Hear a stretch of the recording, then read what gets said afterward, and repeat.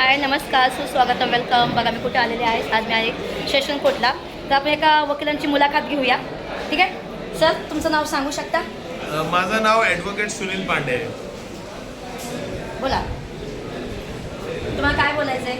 म्हणजे आता इलेक्शन तुमच्या येणार आहे, त्याच्याबद्दल बोला तुम्ही. बघा, आपल्या इथे बार काउन्सिलचं इलेक्शन आहे 2026 मार्चमध्ये. माझं सर्वांना एकच मत आहे की लोकांनी आपले मत जपून आणि विचार करून टाकावे.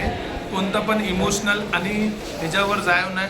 जे कॉम्पिटंट आहे त्यांनाच वोट द्या आणि चांगल्या माणसांना आपल्याला बारला पाठवायचं आहे. कारण आपले गोरगरीब जेवढे नवीन ज्युनियर ॲडव्होकेट येतात आहे त्यांच्याबद्दल काय तर विचार केला पाहिजे आणि नवीन पॉलिसी आणि चांगले कार्यक्रम, चांगले ॲक्टिव्हिटी झाली पाहिजे, अवेअरनेस. कारण की असे भरपूर वकील आहे की ते ट्रायल शिकू शकत नाही आणि आपल्याकडे असा कोणता पण गोष्टी या कोणता पण असे मॅकॅनिझम नाही की ज्याने वकीलची क्वालिटी इम्प्रूव्ह व्हावा.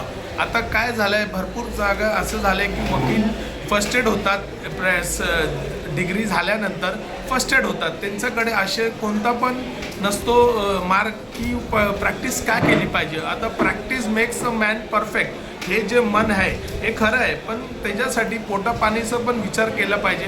माझं असं म्हणणं आहे की जे बार काउन्सिलचे आता इलेक्शन जिंकल्यानंतर या बार काउन्सिलनी प्रत्येक ज्युनियरचं लक्ष दिलं पाहिजे आणि प्रत्येक ज्युनियरला एक स्टायपन किंवा एक मंथली सॅलरी दिली पाहिजे, ट्रॅव्हलिंग अलाउन्स दिली पाहिजे आणि एक लहान भाऊ एक फॅमिलीसारखं त्यांना ट्रीट केलं पाहिजे आणि त्यांचं लक्ष दिलं पाहिजे की तो जगात एक चांगला वकील कोणता एक चांगला मार्गावर पोचला पाहिजे.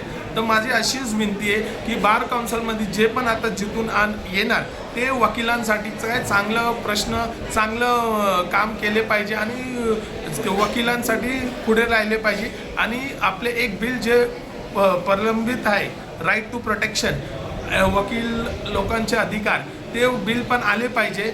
जर ते बिल आले नाही तर आपल्या वकिलाचं जीवात मारचं लय धोका आहे, आपल्याला जीवनाचं लय धक्का बसू शकतो. यासाठी ते बिल आलं पाहिजे. वकिलांना प्रोटेक्शनसाठी डॉक्टरचं येऊ शकतो, right to protection of doctor, तर ॲडव्होकेटला पण आलं पाहिजे. कारण हा नोबल प्रोफेशन आहे. जर हे प्रोटेक्शन आपण आणू शकले नाही तर आपल्या बार काउन्सिलला बसून या जाऊन काय उपयोग नाही. बार काउन्सिल पण एक पार्लिमेंटसारखं बॉडी आहे, तिथे भरपूर काय कायदे बनवू शकतात, प्रपोज करू शकतात आणि कायदा पॉवरमध्ये आणू शकतात वकिला हितासाठी. जय हिंद, जय महाराष्ट्र. सर तुम्ही पण बोला 2 शब्द. मी पांडे साहेबांच्या मताशी पूर्ण सहमत आहे. वकिलांना प्रोटेक्शन आणि स्टिपन ज्युनियर वकिलांसाठी खूप गरजेचं आहे. मी पुण्यातून आलो, बरेचसे प्रॉब्लेम येतात प्रॅक्टिशनरसाठी, ॲडव्होकेटसाठी. त्या संदर्भात थोडीशी तरी आपण बोलू शकतो की त्याचा विचार थोडा बार काउन्सिल महाराष्ट्र ॲक्टवर केला पाहिजे. त्या मताशी बघा मी सेशन कोर्टमध्ये आलेले आहे. तसंच म्हणजे थोडंसं कामानं चालते. तर सर तुम्ही कुठून आहे? पुण्यातून. मी पुण्यातून. अच्छा, आणि सर तुम्ही कुठून? मी या ज्युडिशियल पुलाव्याला मी स्ट्रीट लाईटवरून वकील झालो आहे. लोकांना मी सांगितलं होतं की स्ट्रीट लाईटवरून वकील झालो आहे. आज माझा जे पण वकील आहे हार्डवर्क करून मी वरती आलो आहे. माझ्याकडे 4 ज्युनियर आहे. मी सर्व ज्युनियरला नेहमी लक्ष देतो आणि त्या ज्युनियरचं डेव्हलपमेंट झालंच पाहिजे आणि ते स्वतः इंडिपेंडेंट झालं पाहिजे, समाजात स्वतःचे करिअर उभं झालं पाहिजे. तर हेच माझी विनंती आहे की अशी काय पॉलिसी आणा की सगळं वकिलांना लाभ हो आणि वकील चांगले या प्रोफेशन वाढले पाहिजे आणि समाजात न्याय झाले पाहिजे. अजून तुमच्यासाठी काय म्हणजे व्हायला पाहिजे, चांगलं व्हायला काय पाहिजे? बघा, आपल्या वकील वर्ग भरपूर मागे आहे. आपल्याकडे वकिलांसाठी एक क्लब झाला पाहिजे.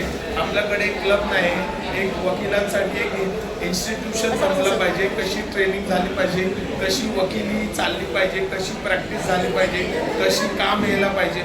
वकिलीसाठी 3 गोष्ट महत्त्वाची आहे: नॉलेज, कॉन्फिडन्स आणि रिझल्ट ओरिएंटेड आणि सोर्स. जर हे तुमच्याकडे असलं तरच तुमच्याकडे काम येणार.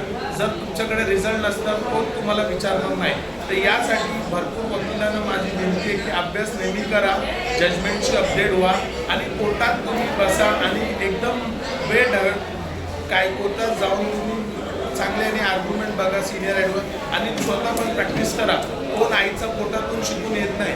जर आपण विचार केला तर चांगल्या वकिली चाललं. वकिलीसाठी टाईम द्या, देव तुमच्या मागे आहे आणि सिनियर पण तुमच्या साथ संगत राहणार तर तुमची वकिली वाढणार. सरस सर म्हणजे बघायला तर मला तर मी काय बोलू नाही शकत, कारण ह्यांचा क्लास अलग आहे, माझा क्लास अलग आहे आणि ह्यांच्या क्लासबद्दल मी काय बोलू नाही शकत, कारण आपल्यातलं काय ह्यांचं गणित काही कळत नाही, ह्यांचं गणित हेच जाणू, तर मी काय बोलू नाही शकत. तर चला आपलं हे व्हिडिओ इथं संपवते, ठीक आहे. आणि ह्याचं वकिलांना कोण कोण लागतात ते पण कमेंटमध्ये लिहायला विसरू नका, चालेल. चला.